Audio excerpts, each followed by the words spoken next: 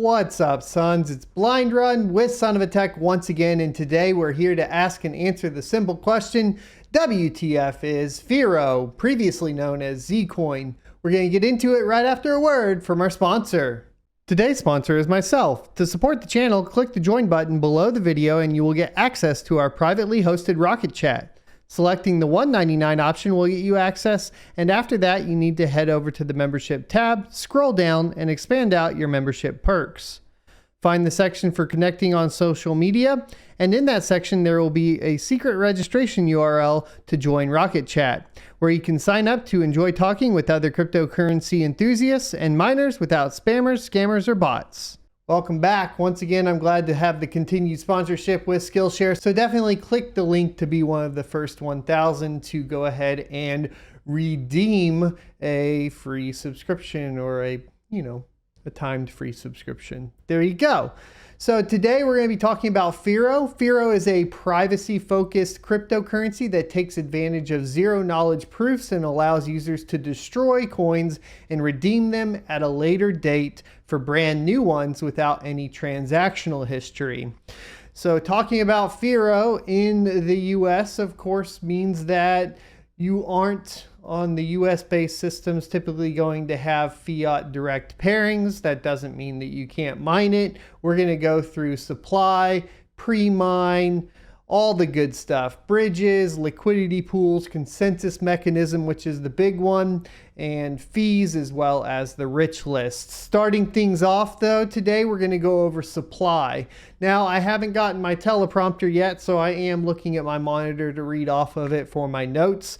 Currently, the supply cap will be 21,400,000 coins, with currently 11,954,617 in circulation at the time of recording this video. Block rewards are split between Z-nodes, miners, and devs or founders, with 15% going to developers or the Founders Fund for the first 4 years. However, initially based on the latest halving, it appears the original Dev Fund portion of the block reward has been continued. I reached out in Discord to confirm this, and when I asked about it in Discord, they confirmed the Dev Fund portion of the block reward was extended to 2024 with a review in 2022 and another review again in 2024 before it is completely removed. So at this time, pretty much 15% of the block reward is going to that Founders Fund, with the rest of it being split between Z-nodes, or master nodes essentially at this point, and miners themselves. So as far as a pre-mine, there was no pre-mine. It functions similarly to Ergo in this manner, where a portion of the block reward is distributed to the Founders Fund for development. This is percentage based, however, as opposed to being based on like a certain cap like Ergo was. However, all fees or transaction fees that are generated from the block, similarly to Bitcoin or Ethereum, are only going to the miners and the noders. So for example, if you have a block reward of 6.75 and the total block reward was the 12.5, right? Then between that, the base block reward, only that portion will go to the Founders Fund. Anything above that, which is the transaction fees, will be split among the miners and the master noders. Now, currently, there is a lot of development going on for Firo, and this is great for a privacy coin because you need to be able to swap things in and out, especially when we're talking about privacy coins, because otherwise it's very difficult to liquidate your position if you're a miner and you need to pay power, that sort of thing. And just being able to utilize the coin at all in different geographical locations, depending on where you're at, right? So in the case of Firo, it does have an Ethereum bridge on Stakehound.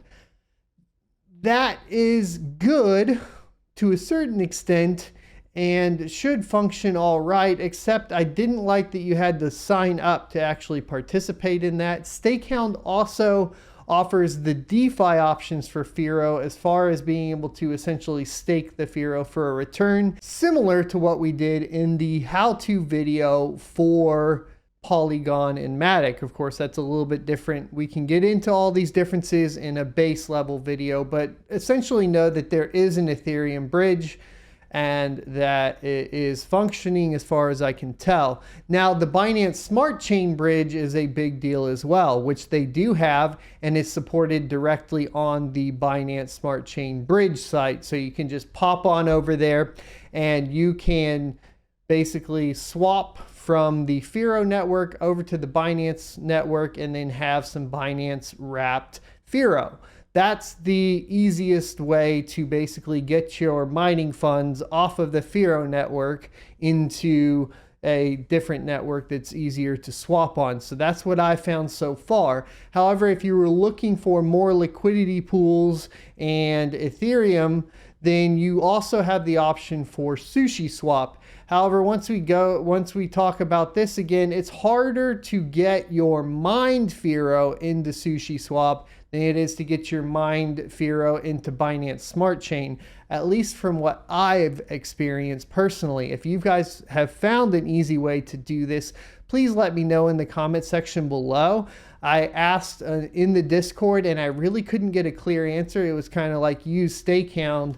And like I said, I wasn't a big fan of the way that Stakehound functioned. So unfortunately, that does mean you are on the Binance Smart Chain primarily, at least for ease of use. Still, it's positive to have two bridges available for the coin, as well as liquidity options to be swapping, you know, with something like Sushi Swap. And there's liquidity options on Binance as well, presumably, right? So now, consensus mechanism is the big one. We're miners here. We talk about the consensus mechanism all the time. This is a special coin. It does utilize masternodes for essentially staking, and it does use proof of work as well. The proof of work algorithm is MTP, which is short for more. This is a tongue twister, which is short for Merkle tree proof. And the algorithm is designed to be ASIC resistant. As we've talked about before, nothing is fully ASIC proof, but ASIC resistance is always appreciated. And there's some mixed signals on what GPUs are available to work on it as far as amount of VRAM. From what I can tell, it was supposed to be lightened up to utilize GPUs with less than 6 gigabytes of video memory now, but I haven't confirmed that as of making this video. So to be safe, you are looking at 6 gigabytes or more of VRAM. If you're planning on looking at it, I will clarify this in the how to mine, so don't worry about it too much. Go check out the how to mine video if you want to verify, and then we'll go from there.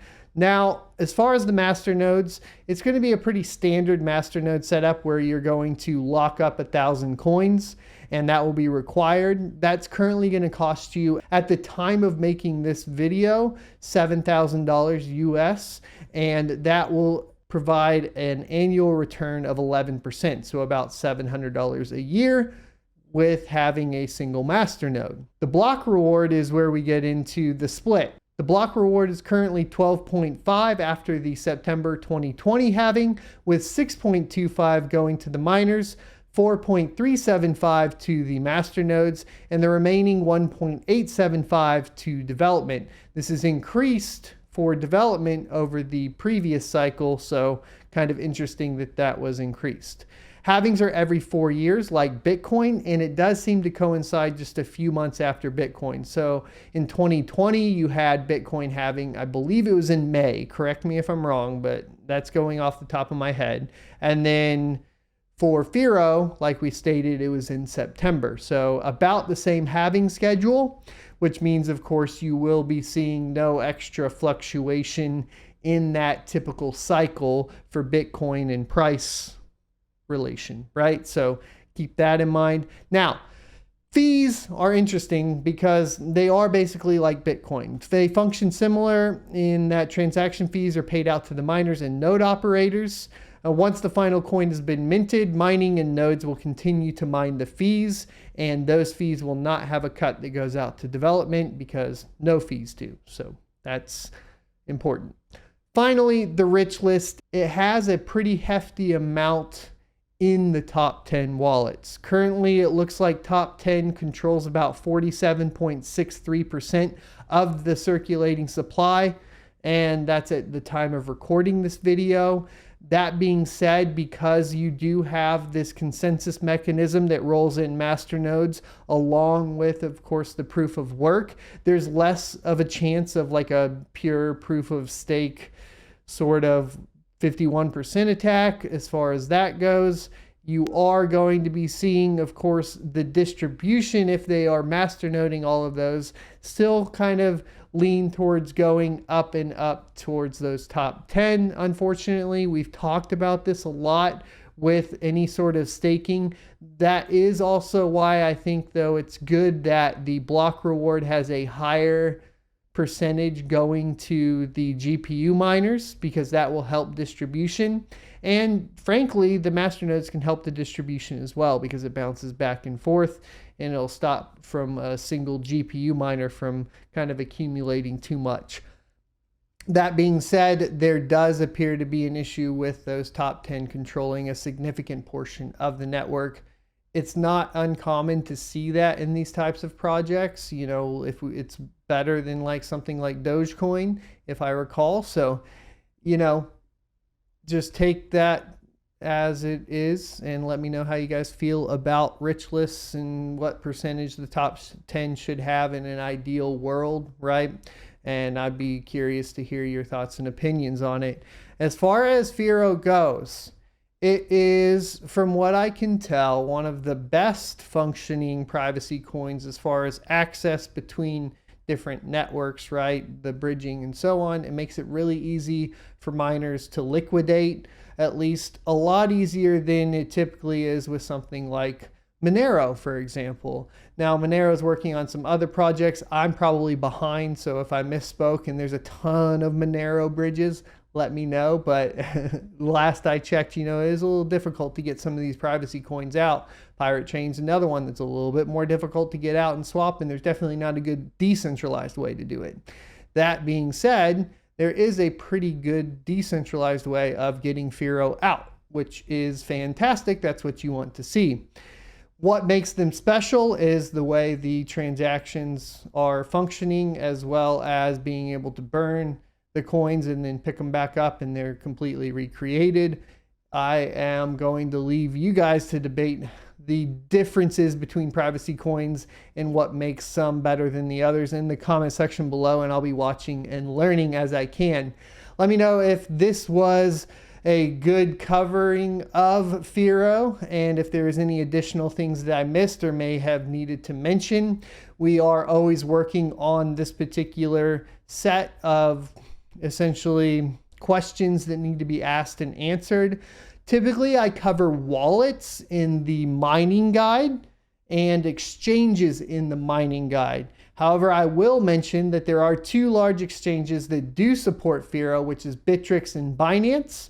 So if you were looking for what those were, there you go. We already covered as far as the bridges go and the tokenization. That sort of stuff's been covered. And I will see you next Tuesday. If you enjoyed this content, you can watch more by clicking this playlist up here, or go ahead and subscribe.